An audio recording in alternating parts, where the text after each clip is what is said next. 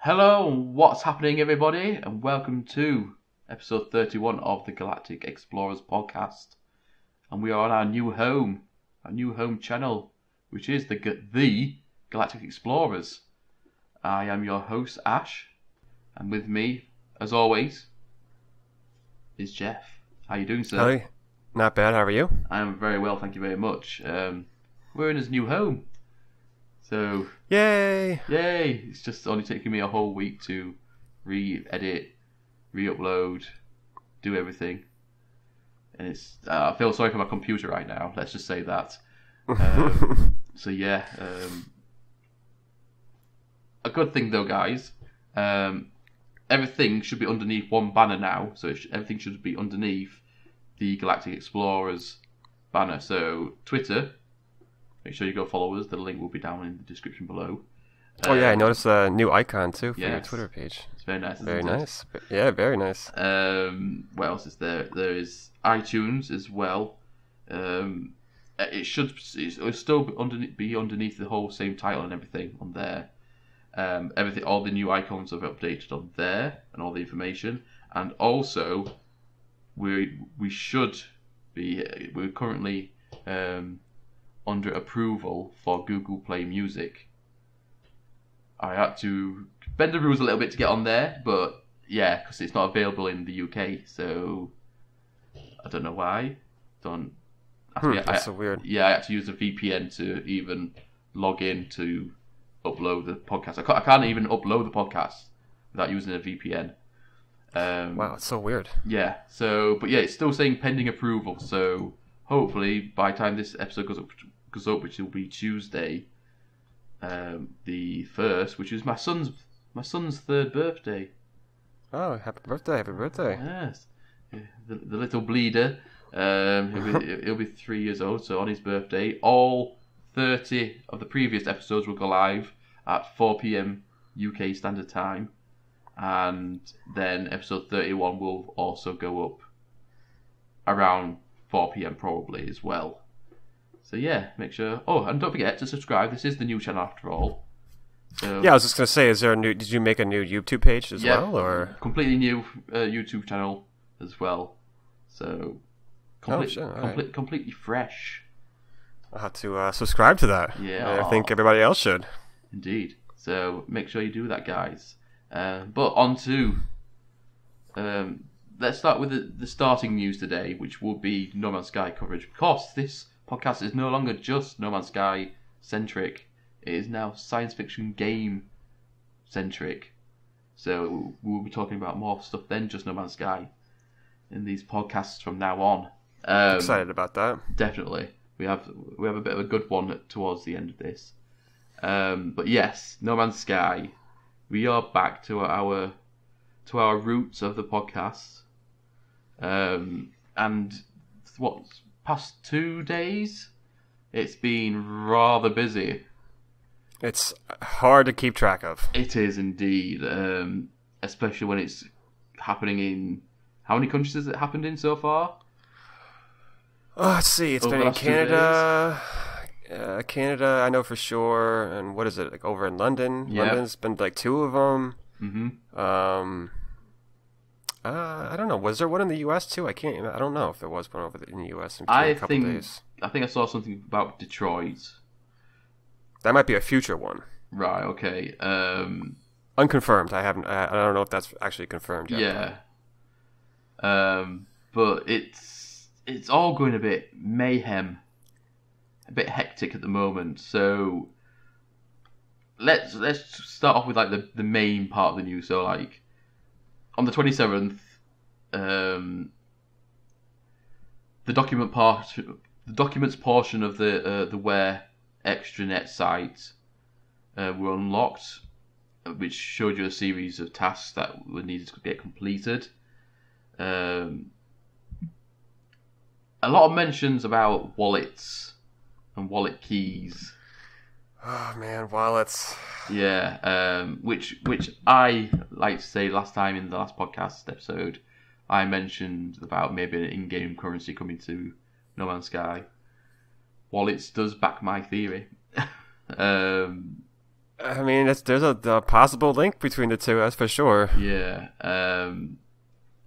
So, and then all these drop points, not drop points. Yeah, like drop points where people obviously go and pick up the packages and whatever. Started happening pretty much. Was it yesterday and today? I don't think one happened on the 27th. Did it? It was like well, the one in Canada started. What was that? Just during the middle of the week or towards the end of the week, I think. Oh, okay. The ones in London. I think that was just from either yesterday or today or something like that. So. Well, I think there is. Well, obviously there was one. It got started last night, wasn't it? And then I think it was the early hours of this morning, and then there's another one this evening as well, I think. My days have my days are kind of blended together over the past couple of days, just because I have the stuff I have going on. But I almost think like I said, I think that one in Canada, like if it was Friday night, if it wasn't like Thursday night or Friday night, I would be surprised. Like, but let's put it this way: within the past couple of days, like this has been going on. Yeah, so. But currently, looking at Game Detectives, the Waking Titan, we are currently up to Kilo, and on the picture for the funding sub-wallets off of the Where website, that leaves only one left, which is Lima. And then they're all red, they all say empty once that is done. So, does that mean once they've all been emptied, we are going to get something? Apologies, guys. I have got a bit of a cough at the moment, so if you do hear anything, then that's why. Right. But yeah, so the whole wallets thing, like I said, and it says funding at the top of it as well.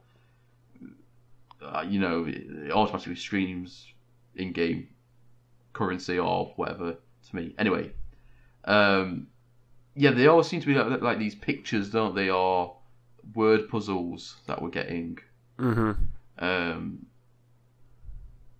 So I'm wondering if you get them all at the end and then they all combine to make one thing, or are you going to get something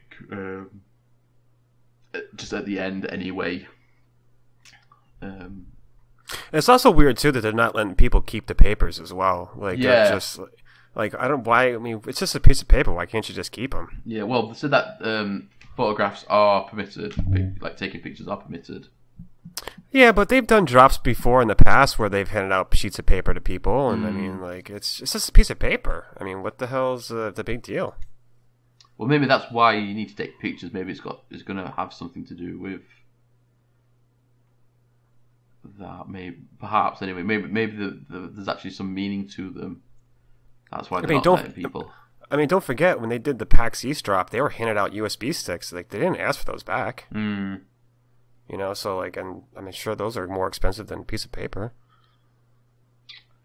Well, like I said, maybe there's something actually on the paper, and obviously they'll let you take the picture. But if you take it, obviously you might be able to examine it a lot closer or something. I don't know.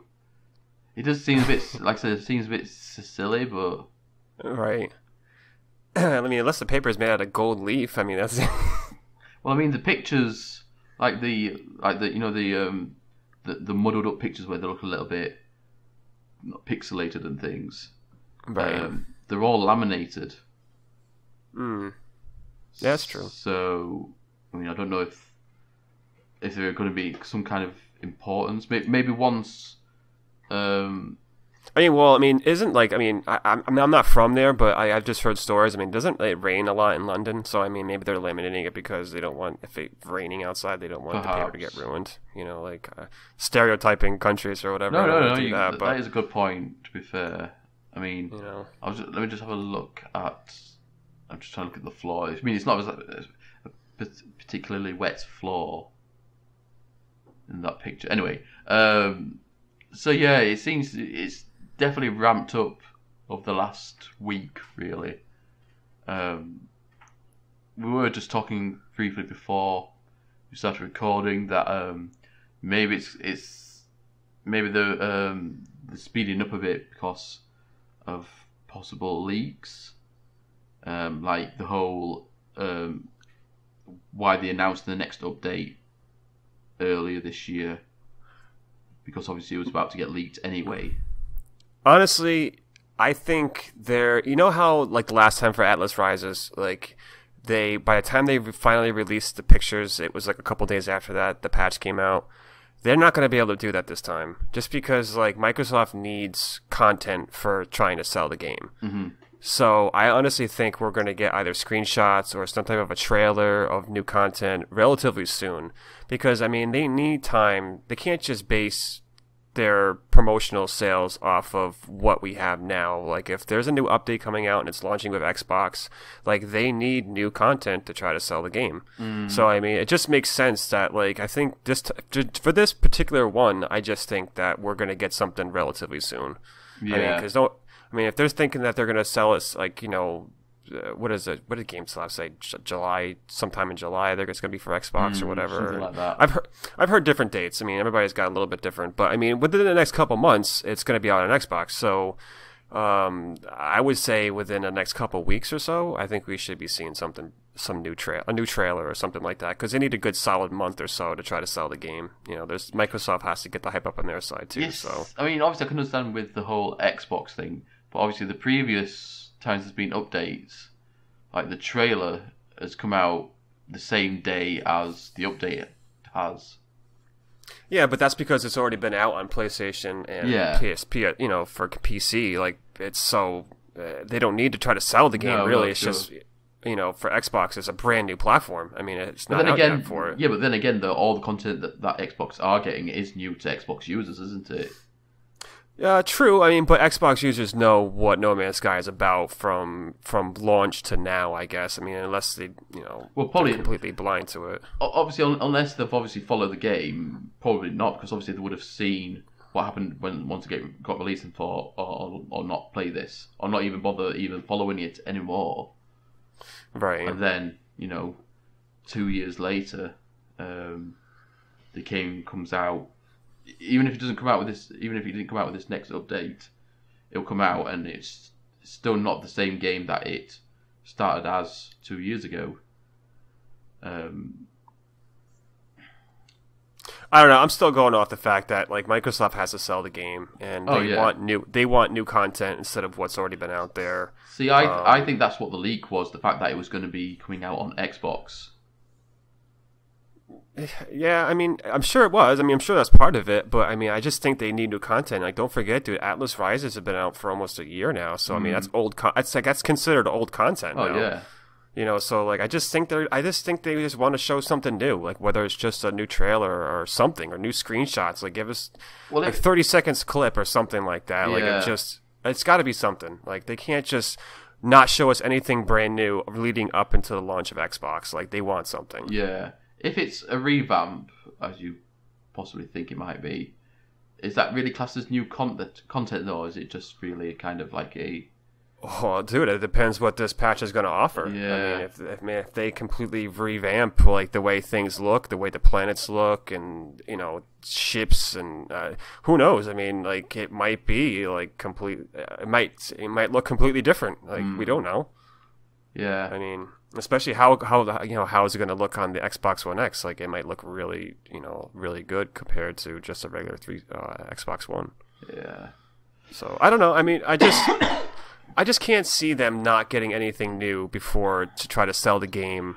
I don't know. I just don't see it. I just think we're going to get something soon. I think, from my perspective, I think we're either likely to get, like you say, either a trailer or...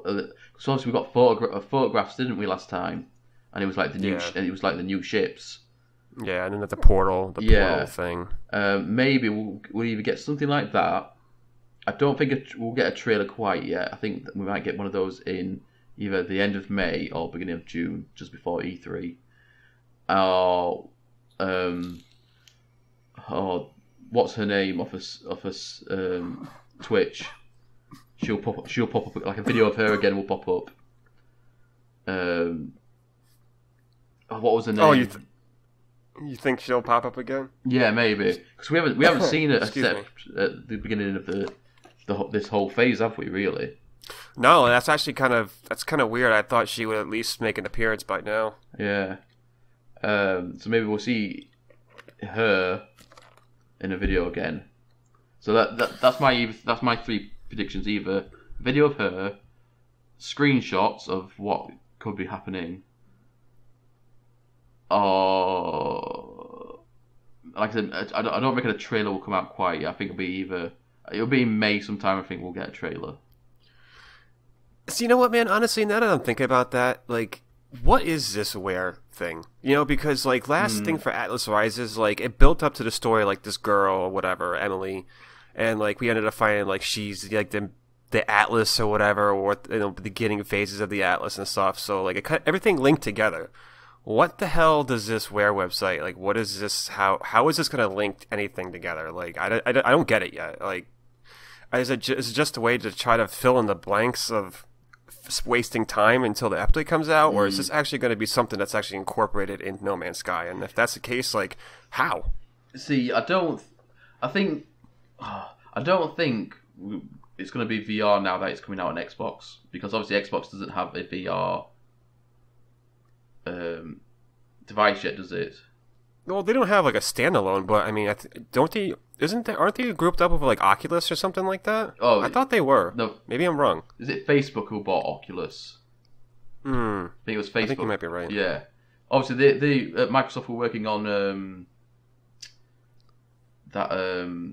It was like kind of similar to what Google was working on. That was that Google Glasses thing. Oh, it was kind of like that, wasn't it? And I remember E3 2 years ago, on the Xbox or the Microsoft presentation, they had this dude playing Minecraft, wearing these glasses, and he could see like a 3D third-person world of Minecraft on this table.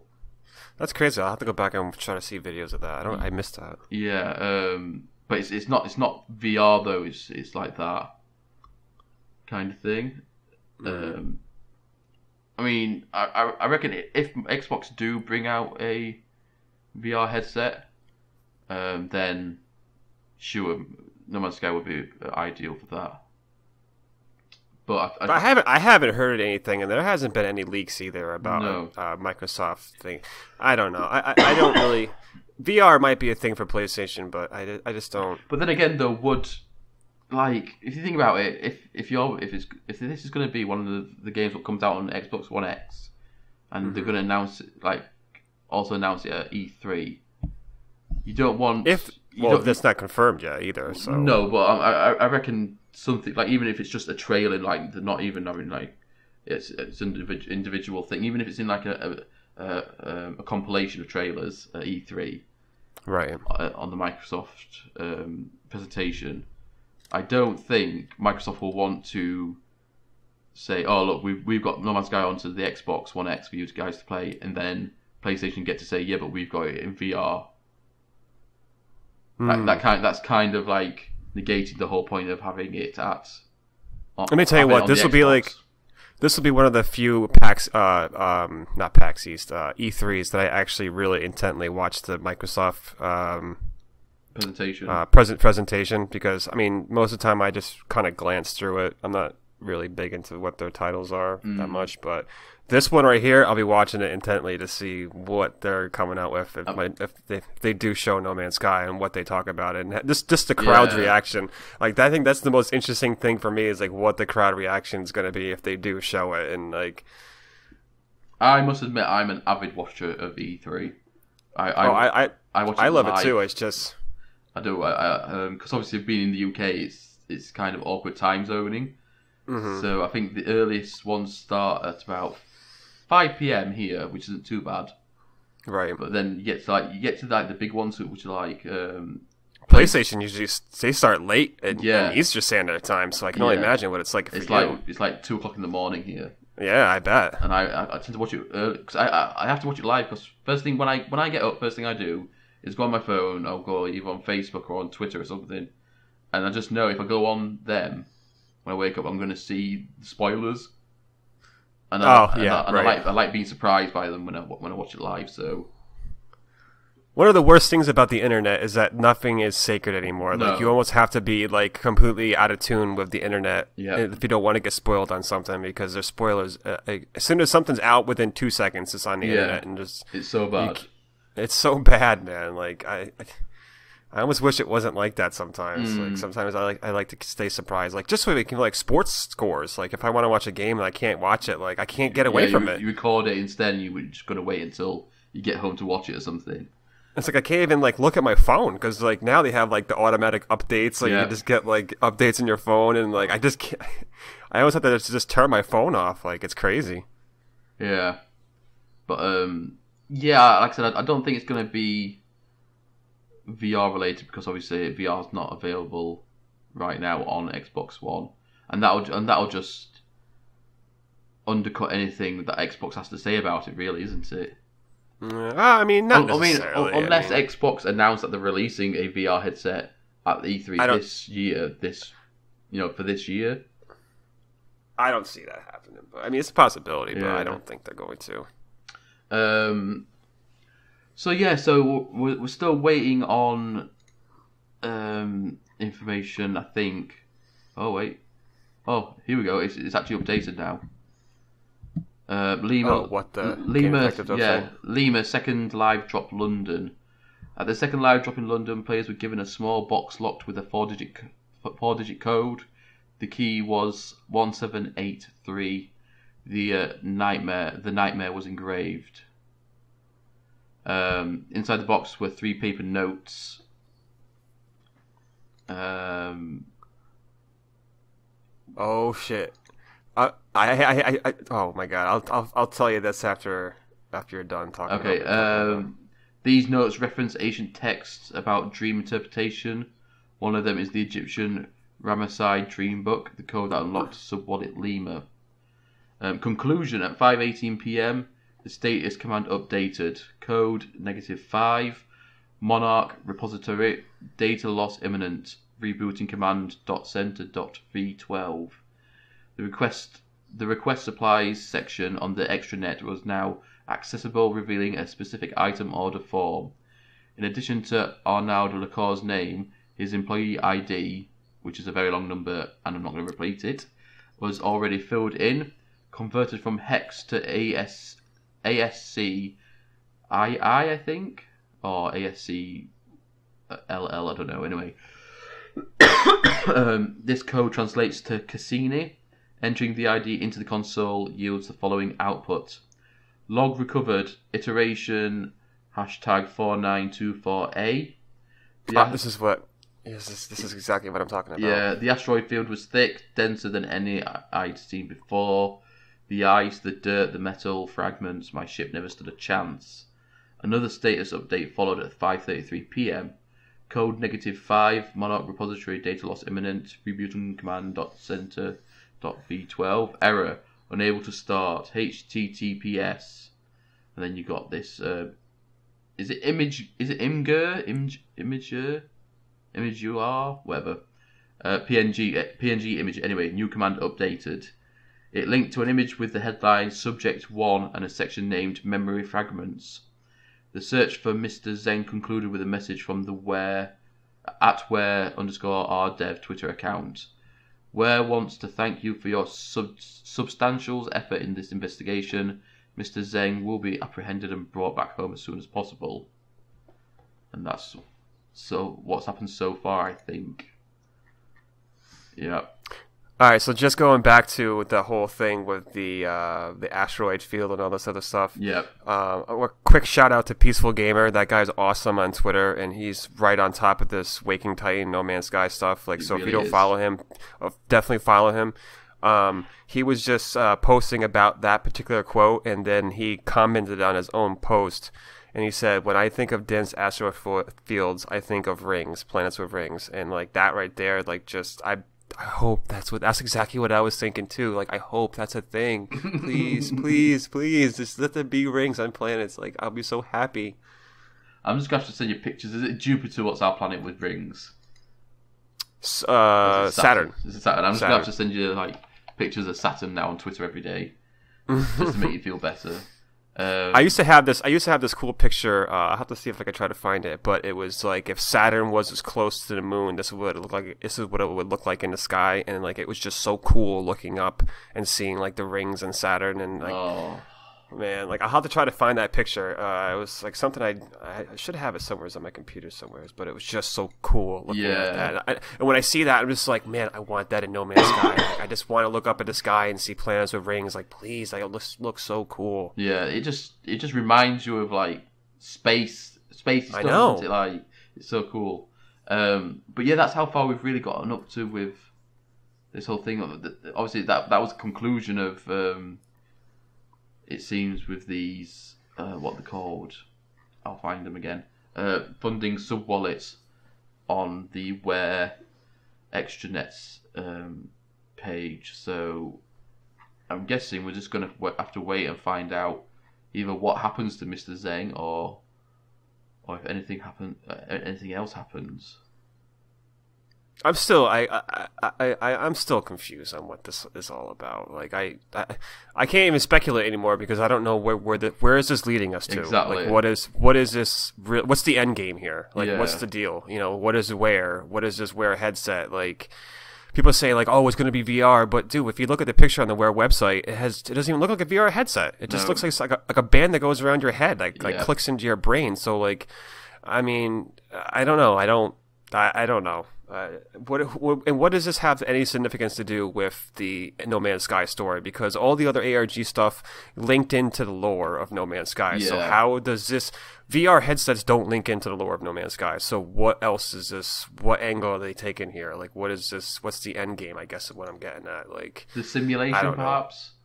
Yeah, maybe. Maybe it's kind of like their version of.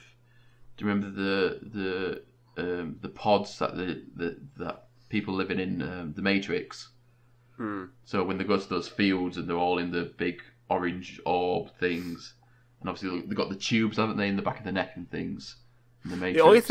The only thing I could actually really kind of like draw like a similarity to would be like, you know how like that this is like how they started the Korvax convergence, how like everybody was linked together like through like mental, like, you know, like through one, I don't know, like this, that's the only thing I could think of. Like this is how now they're telling the backstory of how the Korvax convergence started, like linking brain power together through a internet medium or something like that, or a spiritual medium. I don't know. Yeah, because they're talking about like some stuff with dreams, and like you're supposed to like put this headset on and have like, you know, see and taste and smell dreams and stuff like that, and like it's real time. Like maybe that's the way they're going to link people's thoughts together through through the internet of some sort or something like that. I don't know. That's the only thing I could think they're trying to like link together with this whole website. But I mean, well, I don't know. We'll see. I just don't get it. Like, it's almost like not clear cut how all the other ones were. Where it's like you can kind of be like, okay, this is where they're going with this. Like, with this right here, like I have no idea. Like, what are they doing here?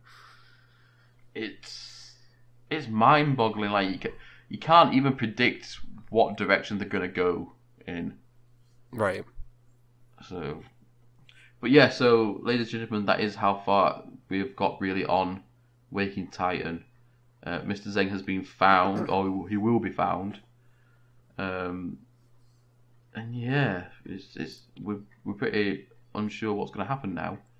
And I think that might be a good segue onto our next piece of, I don't know what our next segment rather, let's say. Next talking point, next topic. Project Starfield. Now, this might be a name that many of you recognise, maybe not many of you recognise. But Project Starfield is basically a game that supposedly Bethesda are working on and have been for some time, even before Fallout 4, I believe. This has been going on for a while now. Yeah. Basically, but this Project Starfield is basically Bethesda's version of No Man's Sky, but with RPG elements. Obviously added in as it is Bethesda. Now, it's been speculated for maybe the last 3 years that Bethesda would announce this game in some way or form. And I think the closest that we did get was last year at E3. Yes. Bethesda's whole presentation. Their whole set was like based on like outer space. Like even their backdrop on the video was like on stage was like stars and stuff. The whole theme was very space-esque. It was very I always got confused whether it was anything to do with Fallout, because obviously Fallout's theme is very like 1950s, isn't it? And the whole space thing was kind of like 1950s space, with like the typical looking spaceships, like space rocket looking thing. But anyway, so there was a theory going around after Bethesda's E3 presentation last year that they were going to announce Project Starfield, and then at the last minute decided against it. Like I said, the game still hasn't been officially announced. All Bethesda always says is that they're working on 2 or 3 projects at a time. They don't specify what projects they are. So, you know, it's still all speculation, really. But I think in the last week we've had 2 leaks, or potential leaks. So we shall take them with a grain of salt. I can tell you this right now. I think the Bethesda's E3 is going to be where they finally say something about it. They have to, man. Dude, Bethesda's E3 was so lame last year. I got so much flack. I mean, like, because they were just showing off. It was just like Skyrim and Fallout, and like it was just all shit that we've already seen already. Yeah. And... I mean, it feels to me like last year for Bethesda E3 it was just filler, because obviously. Yeah. Like they announced VR for Skyrim. They also announced it for the Switch as well. Then I think there was 2 new games, and I think they were. It was Wolfenstein, wasn't it? The second, well, not the second Wolfenstein, but a new Wolfenstein game. Yeah. And what was that horror game that they made? I have no idea. I know what you're talking about, but I just don't know the name off the top of my head. But it was one of those. And the rest of it was just Skyrim filler and Fallout filler, and that was it. I honestly think that they had plans to show off this new Starfield at that E3. And I think they pulled it at the last minute just because they don't think they were ready for it. Yeah. But Bethesda's thing is usually they show something at E3 and it goes on sale later that year. I just don't. So probably they weren't ready to sell it yet. That's the thing, though. Obviously, Bethesda have only been doing E3 like as their own separate, presentation for the last 3-4 years. Every other year, they've obviously just been either at PlayStation's presentation or Microsoft's showing off a specific game. Mm-hmm. But they've only had their own individual presentation for the past 3 or 4 years, I believe. But yeah, you're right though. Obviously, each time they have announced like their big game, it was a later that year release, like Fallout 4 was. They usually when they're going to release a game, they say something like they release information about it, and then a couple months later, then it comes out to the public. So. And you don't ever hear about it. You don't like ever hear anything confirmed about it until the same year that it gets released, usually. Right. But this year I think it's going to be not make or break, because obviously there's such a massive company anyway. But I think this year is an important year for Bethesda, because it's been obviously it's not whatever they introduce next. It can't be another Fallout game, because that only came out 2-3 years ago. Although a lot of people are saying that they're going to come out with like a Fallout 4 online, which is going to be like a multiplayer version of Fallout. No. Kind of like how they did with Elder Scrolls Online. They kind of based it off of like kind of like the Skyrim and stuff like that. Like a lot of people there's a lot of talk about them coming out with a Fallout Online. Considering how negative the reception for Fallout 4 was, I doubt it. I don't know. I mean, I actually, I'll confess right now, I'm a Bethesda fanboy. I just love Fallout and I love Skyrim. So for me, it wasn't disappointing, but I'm sure for a lot of people, it might have been. So. I've played Morrowind since it came out, Oblivion, Skyrim, Fallout 3. I never got around to playing Vegas though. It's still one of the ones I have never played. So I've been playing like Bethesda games, since original Xbox days. But for me personally, I didn't like the whole fact that the character spoke in Fallout 4. Because it kind of took away from the whole role playing aspect. Wow, it's so I've never heard someone say that before. It's so weird. It's I don't know. I think because I like to let my imagination go with it. So thinking like, I've made this character, but now, although I think you could have changed his voice a little bit, couldn't you? I think maybe like a slightly, but I mean it was. But it kind of feels like they've given you a character rather than what we've all known. Really, what Bethesda games are is where you make your character.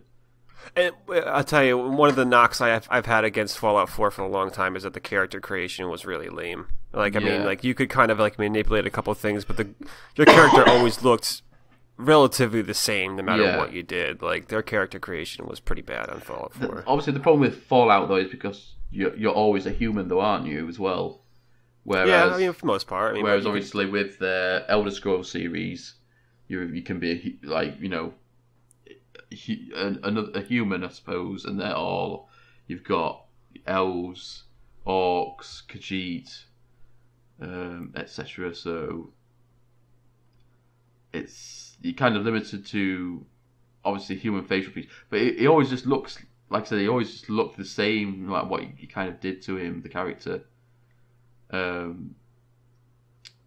yeah, I don't know. Skyrim's like, I mean, even if you pick like a human-looking character or whatever, like you could change it quite a bit. I mean, there's a lot of customization in Skyrim. Oh yeah, yeah. Fallout, it's not like that. It's very. I mean, I don't know because obviously I think like even Fallout 3 though was kind of like that where you couldn't really make mass changes to them. They still kind of looked very similar. Mm-hmm. And I'm just wondering if that was to do with obviously the other characters in the game. Obviously, like in Fallout 3, obviously you kind of have to look like your father a little bit. So they only limit how much you can actually physically change on that point. But I don't know. But this Starfield is mightily interesting. So the first leak that leaked was a post on Reddit, I believe, from a person called The Unknown Regions. It simply titled it "Information on Starfield." This is going to come across as a "My Dad Worked for Bethesda" post, but I won't name my source. You'll see a lot of this is true in May, so obviously next month. I'll just get to the content and information I know and list it in bullet points. So, have you actually read through this before, Jeff? Yeah, I've looked through it. So it's out there. I mean, if you start researching this game, like this is one of the things that pops up. So, first point: heads at Bethesda have been noticing a rise in science fiction influenced content in the market. So they're going to make a game of their own in this genre. They want to get ahead of games like Elite Dangerous and Star Citizen and Beyond Good and Evil 2. I see that's one point that I don't agree with. Elite Dangerous has been out for years already. Dude, Elite Dangerous came out a long time ago. But not only that though, Elite Dangerous is a simulation, isn't it? It's not a role. I mean, obviously it is a role-playing game because obviously you don't have a character who is special in any way. He's not the savior of the universe. But the mechanics of the game is simulation based, right? Isn't it funny how they made comparisons between a bunch of those games, but I never heard them mention No Man's Sky at all? Yeah. Same with Star Citizen. That's very simulation based, isn't it? Is what I find.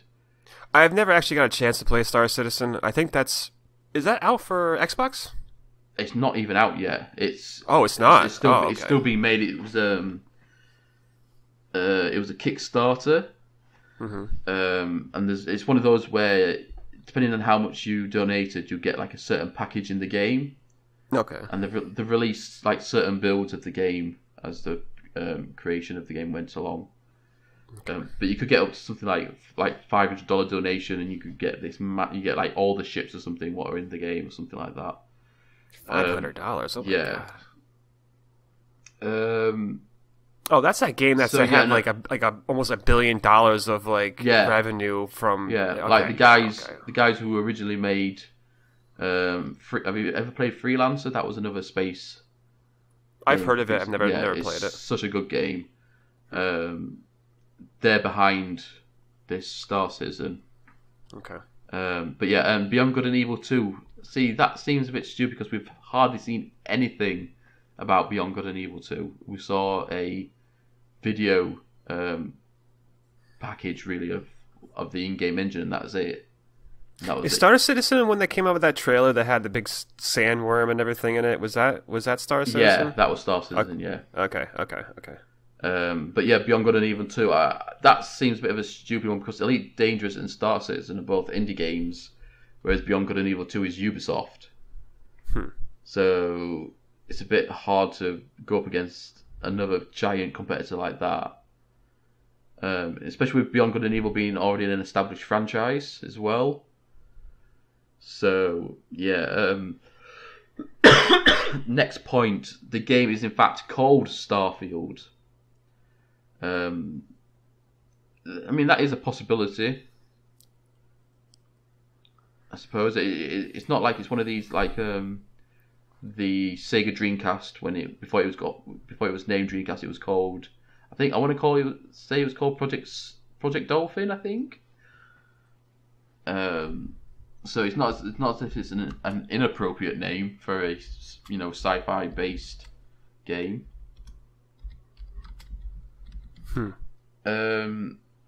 Next point, it is more like a space fantasy or opera setting instead of a hard science fiction. It's more like Star Wars. So there are fantasy themes in it that have naturally transferred over from their previous work. So that, to me, obviously, that seems less like what do you call it? Less like Fallout, but more like Skyrim or something. Right. I just sent you. Yeah, that's fine. That's fine. Let's have a think. But yeah, I mean, if you guys want to obviously check through this yourselves, I will leave the link for it down below. I mean, it basically goes through like a lot of things that he claims to know will be in the game or suspect will be in the game. A lot of things are quite interesting to look through. And we're supposed I'm really excited for this. Like, I love Bethesda, and I'm really super excited for this. This is something that I've always wanted to see them try to do. And don't forget, I mean, I'm not sure how much you know about this though, but Bethesda actually has been trying to do science fiction games for a while. Like, they actually owned the rights to Star Trek a long time ago. They were going to make like a Star Trek game, and then they just kind of didn't think it was the right time to do it, so they just kind of let it go. Yeah. And so, like, they've wanted to get into this genre of gaming for a long time, and like, I'm super excited because I think, like, Bethesda's that's a big boy company. Like, they got big time money. They got multiple studios all over the place. So if they're gonna make like a cool game like this, like a space exploration science fiction game, like, there's no only other company I could think that would probably maybe do a better job would maybe be Rockstar, and I just don't think they would ever do something like that. No. And I just think Bethesda is gonna do such a good job, and I'm really super excited about it. I don't know if they're gonna do like on the scale of No Man's Sky, where there's like galaxy of 18 quintillion planets, but it sounds more like it's gonna be like a local galaxy where there's gonna be like, planets in a, I just don't think it's going to be on that scale. But they have talked about doing procedural generation as well. So, I mean... So if you guys do read this Reddit post, it does go into the whole size and procedural generation and things in there. This next post, what happened, I think, a couple of days later, on a website called Resetera. Now, this site, just to sign up, you have to have like a email address that you can't just get rid of. It has to be like a company email address and things like that. So you can't be anything. You can't sign up to it, and it can't be, like your Gmail account or what else is there, like your live account or anything like that. It has to be a email what's like a business or work email address, so they can actually confirm it's you who it is and things. It's quite an in-depth thing just to sign up. But anyway, a user on here has actually claimed that Starfield, or something about Starfield, is actually a mobile game. Well, that's what they did with Fallout 4 originally. Before Fallout 4 actually launched on consoles, they actually let people try it out as a mobile game. So, like, if they're going to do the same exact thing, like, it falls right in line. Yeah. So, I mean, this person, recently I've been searching through global brand database for different video game related trademarks. I recently checked out ZeniMax media trademarks and noticed the long-rumoured Starfield trademark people are anticipating to be Bethesda's next big AAA game. However, unfortunately, I've noticed a pattern with this trademark compared to other ZeniMax media games that release on console. You may have noticed that the first line mentions mobile-related uses such as mobile application software, namely electronic game programs and video games for mobile devices. Now, some might say I've been far-fetched and just grabbing out these words. However, let's look at it. Let's look at a game ZeniMax has released on console platforms recently, and then it just shows you a comparison between these posts. Now, obviously, a lot of speculation has gone into this person's post, saying like, could this be true, or is it going to be another Fallout Shelter kind of thing to go in line with Starfield?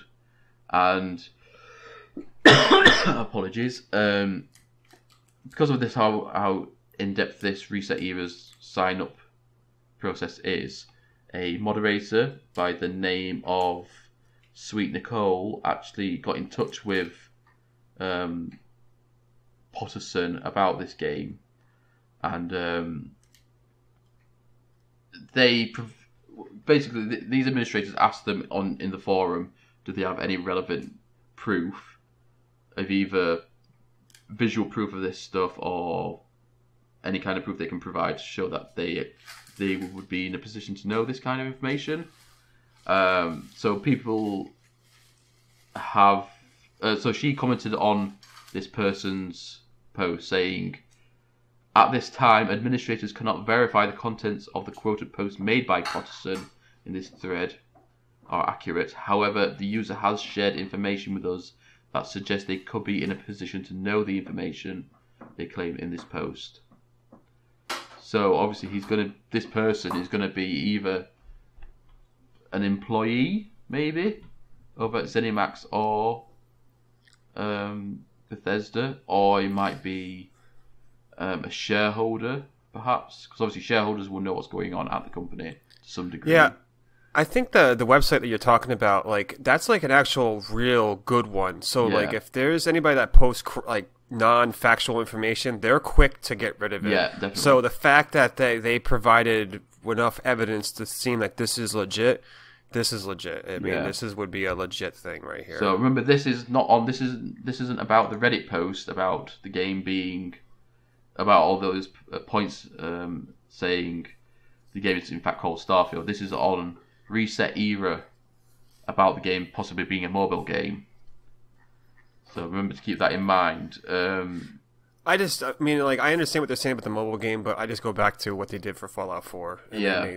And before that released the console, they try to let people try it out as a mobile game. So I'm just taking that with a grain of salt. Like, they've done it before like that. There's no reason why they won't do it again like that. So it's interesting to see. I'll be excited to see what Bethesda have in store for us at E3. They are usually first on at E3 as well, so they usually start. Does E3 start on a Monday, or is it? I can't remember. I think it starts on a Wednesday or a Thursday or something like that, and it goes into the weekend. Yeah, and I know Bethesda usually start the day before, don't they? Because they're never in one of the big halls. Usually Bethesda is its own thing, separate. So I think they usually start the day before the rest of them. So keep an eye out for them. But yeah, so that's it, ladies and gentlemen. Remember, this podcast is now a science fiction based gaming podcast. We won't be just talking about No Man's Sky on its own any longer. That's not to say that we won't be talking about No Man's Sky at all.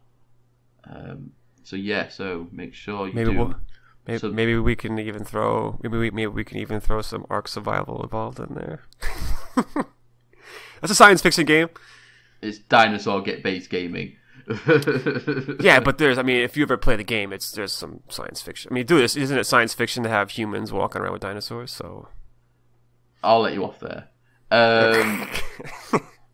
Anyway, sorry, guilty pleasure. Is boning over the dinosaurs right now. That's a bit of a pun there because dinosaur bones and everything. Anyway, actually, to talk about dinosaurs, there's that Jurassic World Extinction. No, what was it called? I'm so out of it with Jurassic Park and Jurassic World. The game. They're bringing out a game, aren't they? Which was like the Jurassic Park game they made a few years ago. It looks incredible. Anyway, we'll talk about it maybe next episode. Because my friend's actually working on it. Oh wow! Yeah, that's gonna be on Xbox, though, right? Yeah, it's Xbox, PlayStation, and PC. Oh, it is on a PlayStation too. Yeah. Okay, good. Yeah, it's made by the same company that's made Elite Dangerous. Oh. Yes. Anyway, yes, ladies and gentlemen, this has been the Galactic Explorers Podcast over on the channel which is now known as the Galactic Explorers. That is myself, Ash. This is Jeff. Hello. Thank you so much for joining us, guys. Please make sure you like, comment, and please subscribe to the channel. It is a brand new channel. So we are down on the subscribers count. No, what's the word? Counter. Yeah, whatever. At the current standing, we've got 4 subscribers. So if you can increase that just by 1, then you've helped us, guys. Well, I'll tell you that after I get off this, I'm going to go over there and subscribe. I should probably do that considering I'm on the channel. So 5 soon. Yes. So we're going to try and make this a more regular thing. I'm hoping maybe once a week, maybe once every other week. Definitely. So thank you so much, guys. Thank you very much, Jeff, for joining me today. Oh, no, it was my pleasure, man. It's always a pleasure. Thank you very much. And from us to you guys, we shall see you next time.